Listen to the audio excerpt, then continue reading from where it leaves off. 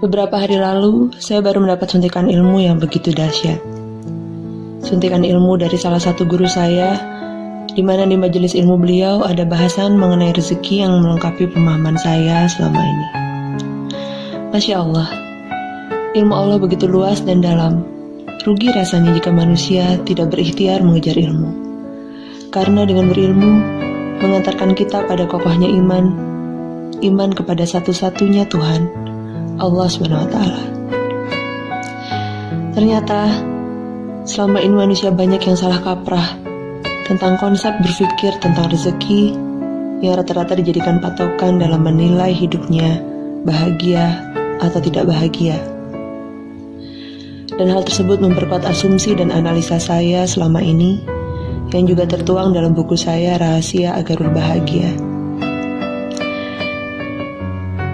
Ukhtifillah, ada 3 poin cara bahagia yang saya dapatkan dari guru saya tersebut, yaitu 1. Tentang rezeki.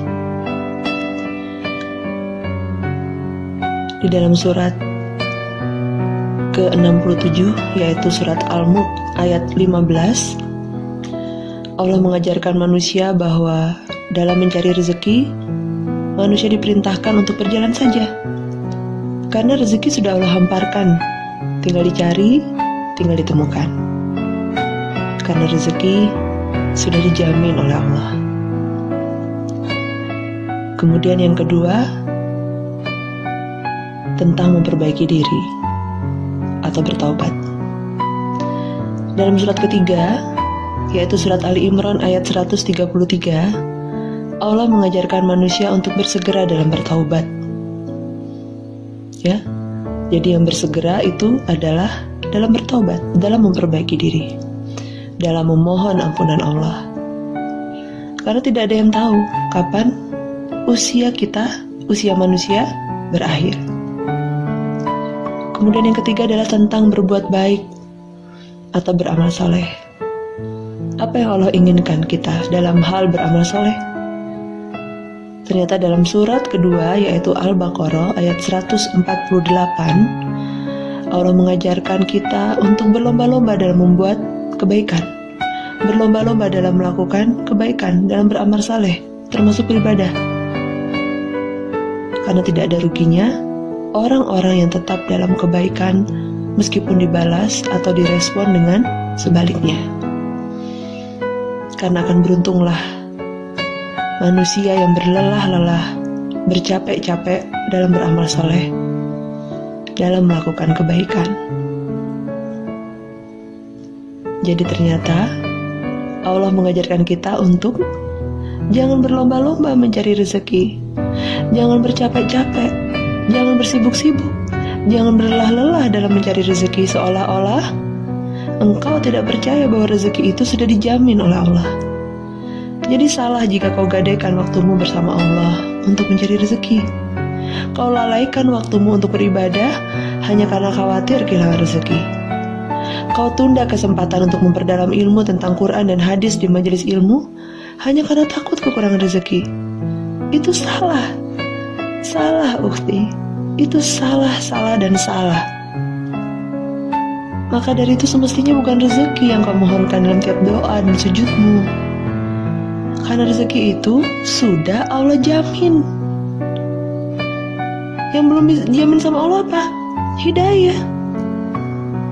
Hidayah berupa ketetapan iman, kesempurnaan ibadah, kemampuan untuk bersyukur, dan kesenangan yang tidak ada putusnya untuk bersibuk-sibuk dalam amal soleh lah. Itu yang semestinya menjadi prioritas doa dan pinta kita pada Allah SWT di setiap saat. Bukan meminta rezeki, karena rezeki sudah dijamin oleh Allah. Allah menyuruh kita berjalanlah dalam mencari rezeki. Kemudian bersegera dalam memperbaiki diri, dalam bertaubat ketika kamu tergelincir dalam lubang kesalahan dan alpa. Namun berlomba-lombalah, bersibuk-sibuklah, bercapek-capeklah. Ketika apa? Ketika beramal soleh. Fastabiqul khairat. Berlomba-lomba dalam beramal soleh, berbuat baik, dalam kebaikan. Niscaya Allah mudahkan semua urusanmu. Niscaya Allah kucurkan limpahan rahmat dan berkahnya untukmu. Niscaya keajaiban demi keajaiban terjadi padamu.